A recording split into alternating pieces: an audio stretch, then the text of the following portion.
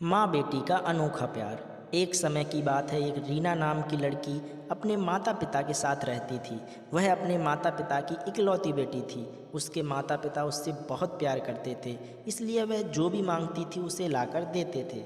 उसके पिता इतने ज़्यादा पैसे नहीं कमा पाते थे, लेकिन फिर भी वह अपनी बेटी की हर इच्छा पूरी करते थे। एक दिन रीना ने अपने पापा से कहा, पापा मेरी चप्पल बहुत पुरानी हो गई है, क्या आप मेरे लिए नई चप्पल लाओगे? पिता ने अगले दिन ही नई चप्पल लाने का वादा किया। पिता अगले दिन नई चप्पल लेकर आए। रीना नई चप्पल देखकर बहुत खुश हुई और चप्पल पहनकर पूरे मोहल्ले में उछल कूद करती रही। शाम को वह घर आई और चप्पल उतारकर सो गई। अगली सुबह रीना चप्पल नहीं पहनती है और अपनी पुरानी चप्पल पहनकर खेलने चली जाती है। मम्मी से कहकर जाती है कि मम्मी मुझे यह चप्पल पसंद नहीं है, मैं अपनी पुरानी चप्पल ही पहनूंगी। उसकी ये बात सुनकर उसके पापा सुन लेते हैं।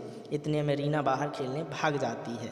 रीना के पिता उसके पीछे गए और उसे अपने पास बुलाकर कहा, बेटा अगर तुम्हें नई चप्पल नहीं पहननी थी तो तुमने क्यों मंगवाई? तुमने उसे कल पूरे दिन पहन कर रखा, अब हम वापस दुकानदार को भी नहीं दे सकते।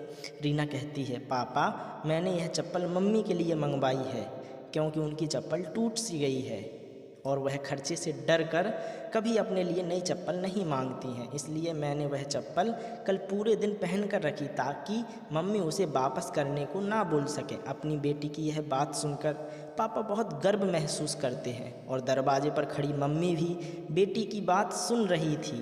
वह भी मन ही मन बहुत खुश हुई कि इतनी सी बच्ची में इतनी समझ है। दोनों माता पिता एक दूसरे के सामने देखकर मुस्कुराते हैं और अपनी बेटी को प्यार करने लगते हैं। दोस्तों, छोटी सी कहानी पसंद आई हो तो चैनल को सब्सक्राइब